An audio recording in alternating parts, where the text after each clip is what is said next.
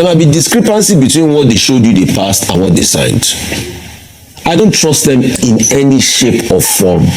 Nigerians, you are in for a long ride.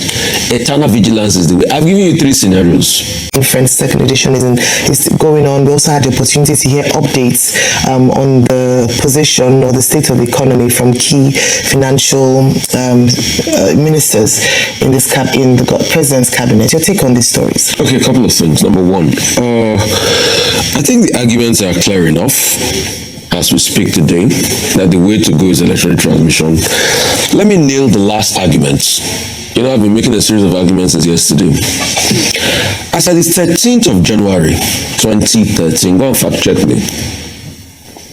Alhaji Lai Muhammad made a strong case on the Nation newspaper for electronic voting, and using the electronic process for voting leading up to the 2015 elections. You can go and fact check me.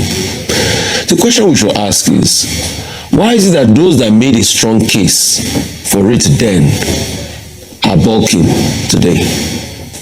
Just like how they tried as much as possible to run away from it in 2022, but I'm sure they probably passed it there because they found the lacuna. And the lacuna was the fact that INEC uses discretion, because these people, they get their experts in, they get their consultants that analyze these things for them, that think for them. They pay people to think for them. What do you think they use the state resources for? They pay people to think for them. So I'm sure that's why they probably pushed it through. I will hazard some things that will happen. It will get to a point where the pressure gets a lot on them. They might balk, they might not balk. But if they balk, there will be another problem. If they finally say, okay, they will make mandatory transmission happen, there will be another problem. The problem will present a sense, and they're going to play around that for a while. Might probably be a replica of what happened in 2019, or it might be a different mode they are going to use. They will see every way to be able to frustrate the assent. Let me push it one step further. They know that Nigerians do not follow up. Till today, the committee they set up in December to review the tax complaints, has that committee give you a report as of February? The discrepancies in the tax rules, has the committee give you their final report? So because they know that attention is at that of what we call Drosophila melanogaster, that of a fruit fly. So they know the attention span is low. So they will balk around and they will play around. So I see that scenario also playing out. It will be incumbent on them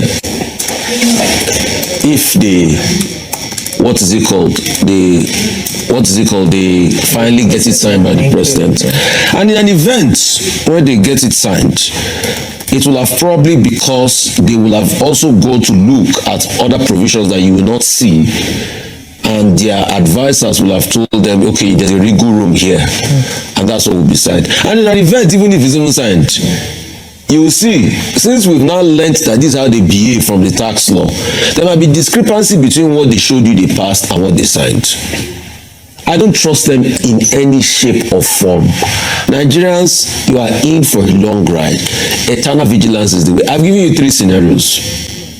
One is either they rigmarole around it, the president rigmarole around it, they don't sign it into law. If they sign it, there's problem. Because when they sign it, what they assent to, what they conclude, what they harmonize might be different from what they will sign. And even if that happens, if there's a matching in there, it must have been that they might have gone to look at other provisions that is embedded in there, because I was seeing part of the document, there's over 300 or something pages. They know that people will not be able to skim through all of those 300 or something pages, so they will hide it. Senate. The Senate had been on a 2-week recess. Now it's reconvening today as a matter of urgency to address what Senate President Godswill Akpabio had described as, votes and proceeding stage. Now on February 4, that was last week, the same Senate voted on the issues clause by clause based on recommendations from the Senate Electoral Matters Committee. A number of issues, critical ones that are there.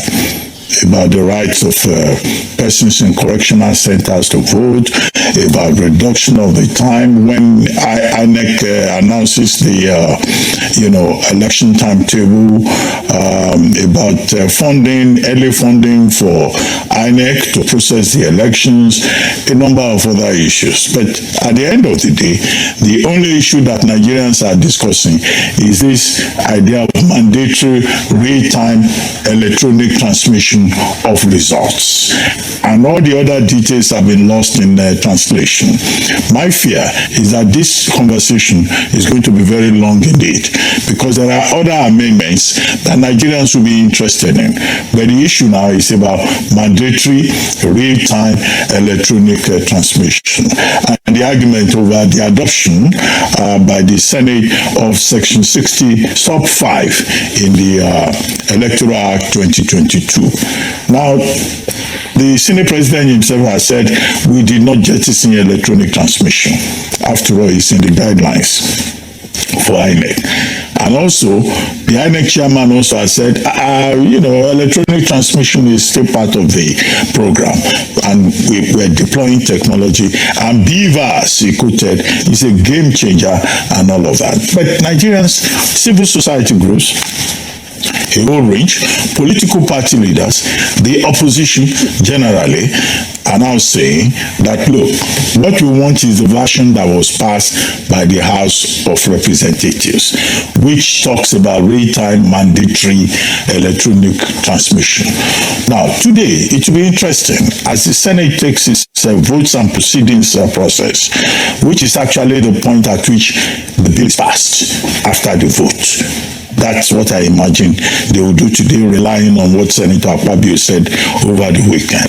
That, they will take along some of these concerns and try to see how they meet Nigerians halfway.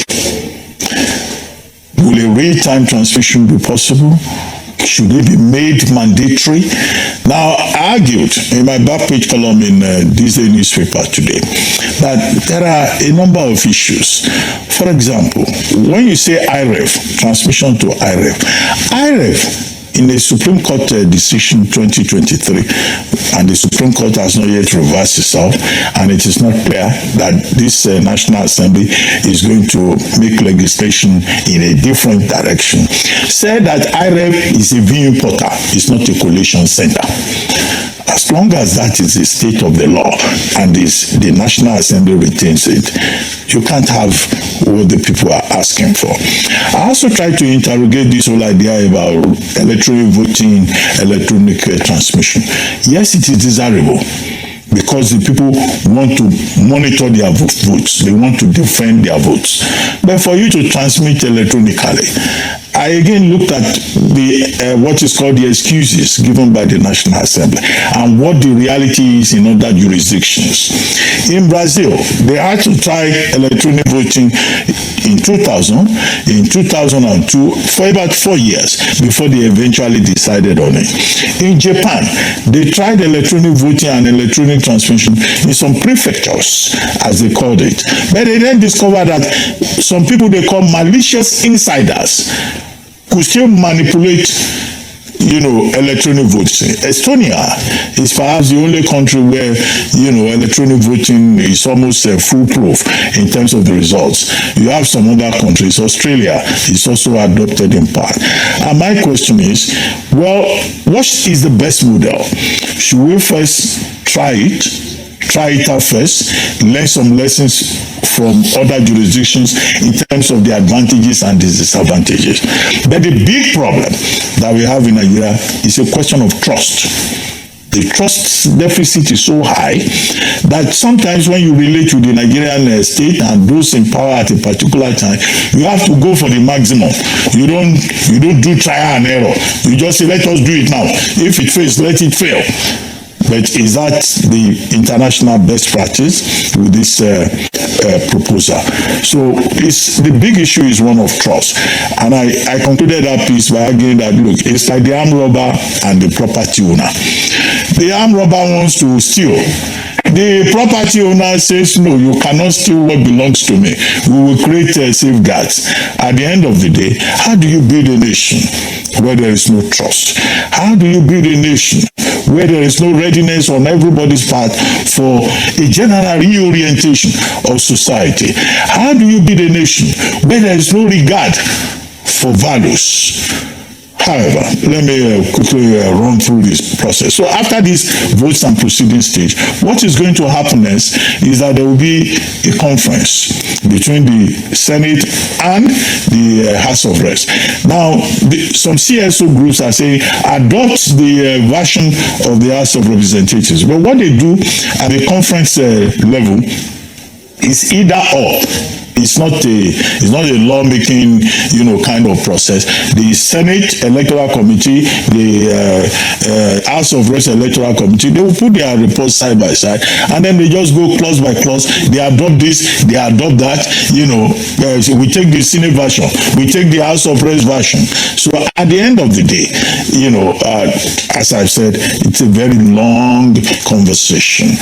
And then we're losing sight of other issues, whether IREF, represents electronic transmission, and the suspicion is all about collation centers, how votes move from polling centers to collation centers. My view, in conclusion, is that, redesigning the electoral framework may not, on the long run, solve the problem, except we address issues about values, about trust, about national orientation. You can have the best electoral framework ever in the world. It may not stop electoral fraud. That is the unfortunate part of our circumstances, and it is also a question of how underdeveloped we are, both in terms of technology, capacity, and also in terms of values. And that is something you can say involves all of us.